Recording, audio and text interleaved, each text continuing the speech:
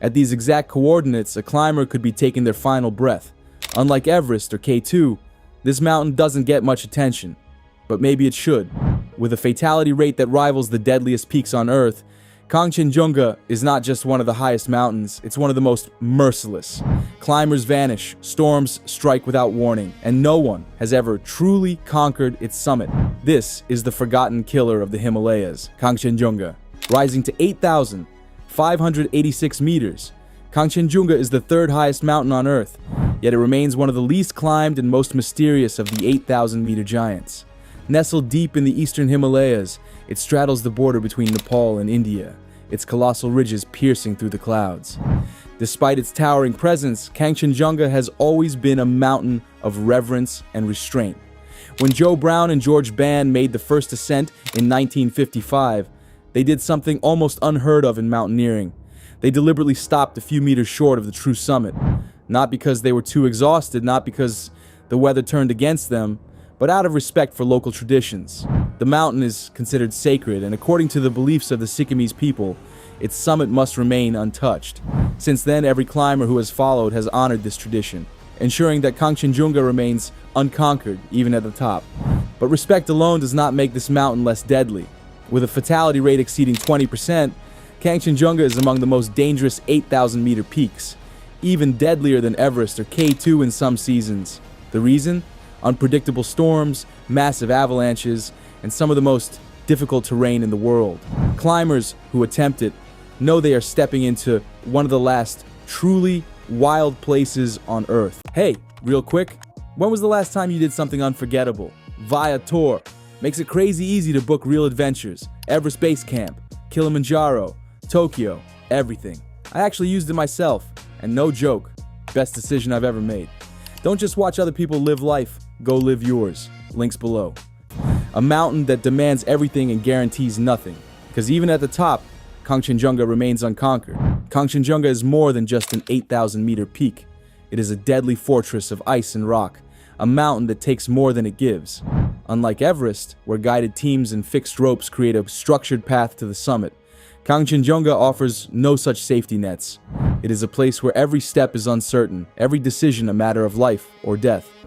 The first and most relentless threat is the brutal summit weather. At this altitude, storms form without warning, bringing hurricane-force winds and whiteout conditions that disorient even the most experienced climbers.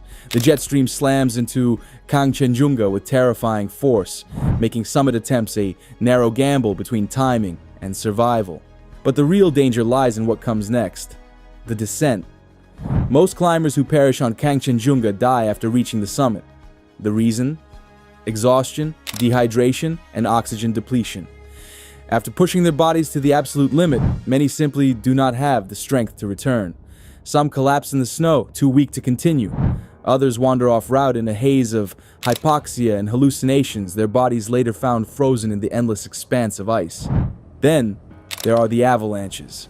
Kangchenjunga's southwest and north faces are among the most avalanche-prone slopes in the Himalayas. Huge ice seracs, some the size of buildings, break off without warning, triggering cascades of snow that bury entire teams in seconds. The deep, unstable snowpack makes every ascent a high-stakes game of chance, where the mountain decides who lives and who doesn't. Unlike Everest, where climbers rely on a network of fixed ropes and ladders, Kangchenjunga has none of that. There are no commercial expeditions, no preset routes, and no Sherpa teams clearing the way.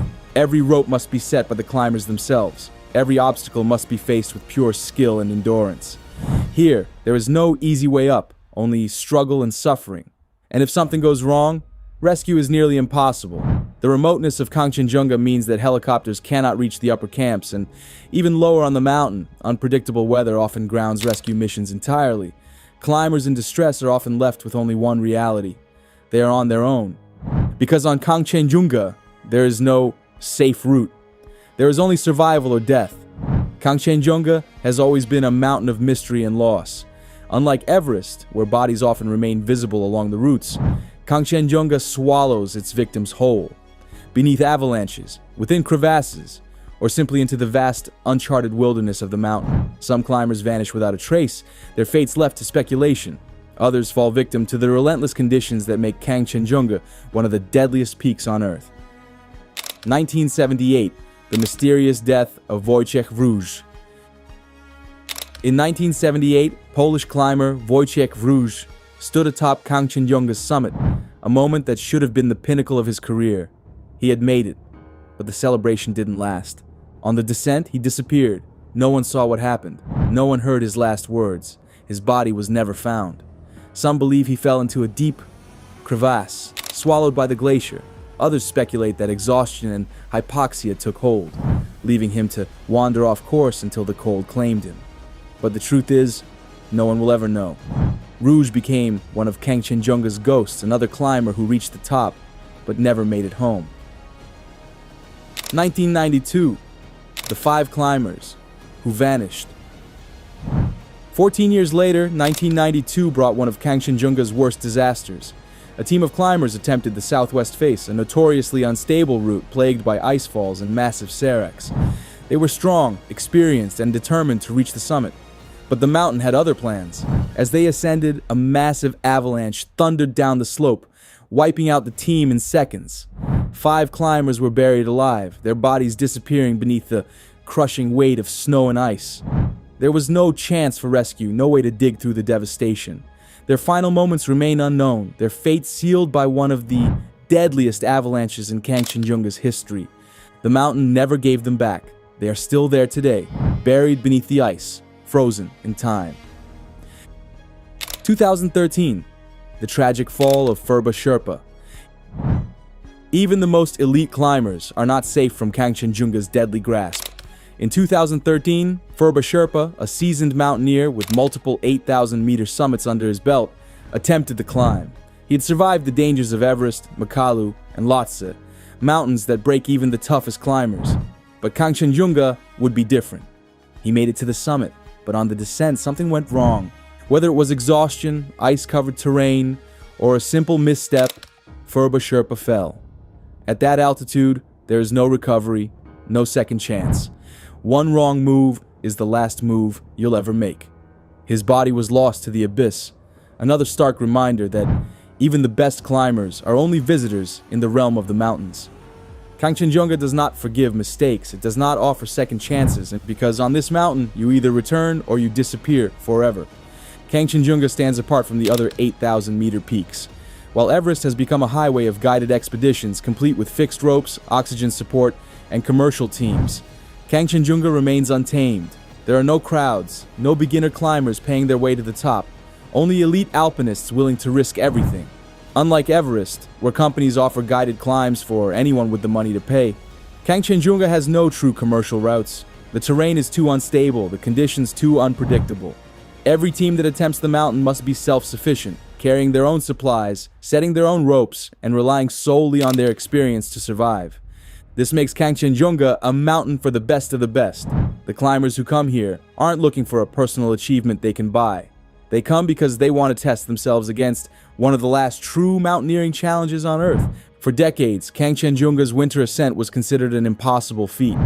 The combination of freezing temperatures, hurricane-force winds, and deep snowdrifts made any attempt a near-certain death sentence. But in 2021, a Nepali team made history. Mingma Gyalje Sherpa, Tamting Sherpa, and Kilupemba Sherpa became the first climbers to reach the summit in winter, battling through brutal conditions to achieve what no one had done before. Yet, even this success came at a cost. One misstep, one shift in the weather, and they would have been lost like so many before them. Few have dared to repeat the challenge. Kangchenjunga in winter remains one of the last true frontiers of high-altitude mountaineering, a place where survival is never guaranteed. Despite better weather forecasting, satellite tracking, and advancements in gear, Kangchenjunga continues to claim lives almost every season. Some are taken by avalanches, some by exhaustion, some simply vanish into the white void, never to be seen again. The truth is, technology can't tame Kangchenjunga. It can't stop the avalanches. It can't prevent exhaustion. It can't save those who push too far. Because in the end, survival on Kangchenjunga comes down to two things: luck and skill. And sometimes even that isn't enough. Kangchenjunga isn't just another 8,000-meter peak. It is one of the last great mountaineering frontiers.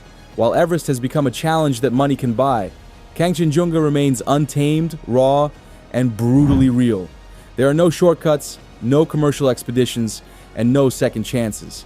So why do climbers still attempt it, knowing the risks?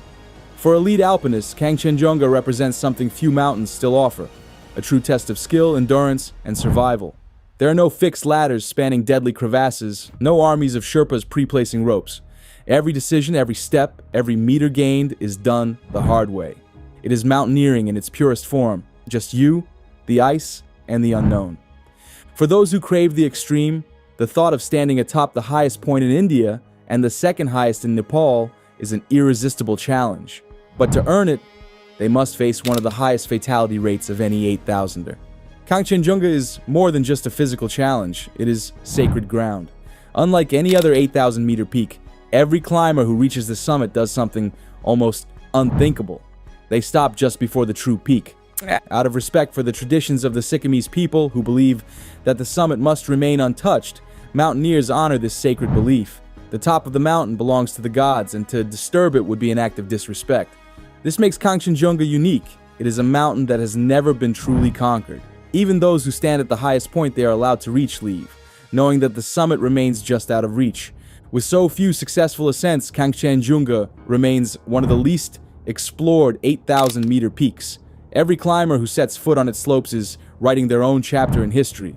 There are no well-worn paths, no certainty of success. Every expedition is an adventure into the unknown. This is what separates Kangchenjunga from the rest. It is not a mountain for those chasing records. It is a mountain for those seeking something greater.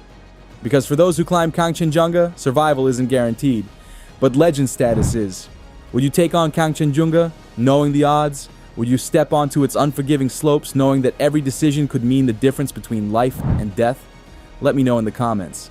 This mountain has remained one of the last true mountaineering challenges, untamed, unpredictable, and deeply respected. Few have conquered it, and even fewer have lived to tell the tale. If you want to hear more stories about the world's deadliest mountains, check out my other videos. From the death traps of Annapurna to the unforgiving slopes of K2, the high-altitude world is full of danger, triumph, and mystery. Stay safe, and I'll see you in the next one.